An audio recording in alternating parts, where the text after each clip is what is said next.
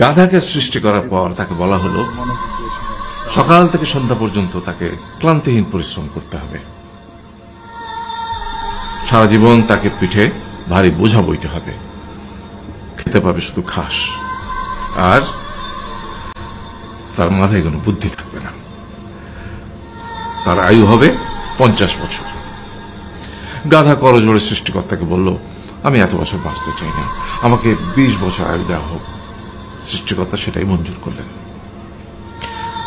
কুকুরকে যখন সৃষ্টি করা হলো তখন তাকে বলা হলো যে সে হবে মানুষের সবচেয়ে বড় বন্ধু, কিন্তু সে খাবে মানুষের উচ্ছিষ্ট, এবং তার আয়ু হবে 30 বছর। কুকুর সৃষ্টিকর্তাকে বলল, আমি এত বছর বাঁচতে চাই না, আমাকে 15 বছর আয়ু দেওয়া হোক। সেটাই মঞ্জুর করা হলো। এরপর বানরকে বলা হলো, তুমি শুধু গাছের এ ডাল থেকে ও ডালে ঝুল খাবে এবং নানান রকম ফন্দি ফিকির করে মানুষকে আনন্দ দিবে, তোমার আয়ু হবে 20 বছর।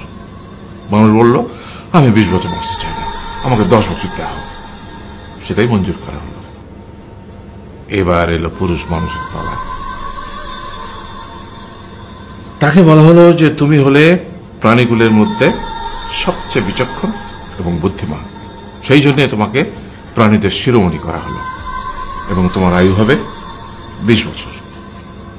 তখন পুরুষ মানুষ বলল, করজোড়ে বলল সৃষ্টিকর্তাকে যে 20 বছর আয়ু অত্যন্ত কম, হে প্রভু, আমাকে ওই গাধার সে যে 30 বছর আয়ু চায়নি সেটা আমাকে দেয়া হোক, ওই যে কুকুর 15 বছর ফিরিয়ে দিয়েছিল সেটাও আমাকে দেয়া হোক, আর যে বানর 10 বছর নেয়নি সেটা আমাকে দেয়া হোক।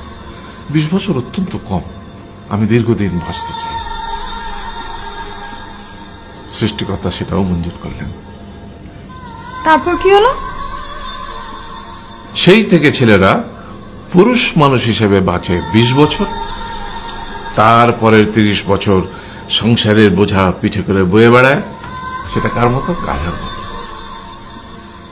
তারপরের 15 বছর সে তার ছেলে মেয়েরা যা দেয় সেই রকম ঠিক কুকুরের মতো উচ্ছিষ্ট খেয়ে বাঁচে। আর তারপরে বৃদ্ধ বয়সে ঠিক বানরের মতো, যেমন গাছের এডাল থেকে ওডাল ঝুল খায় বানর, তেমনি এই ছেলের বাড়ি থেকে ওই ছেলের বাড়ি, আর নানান রকম ফন্দি ফিকির করে তার নাতি নাতনিদের আনন্দ দেওয়ার চেষ্টা করে।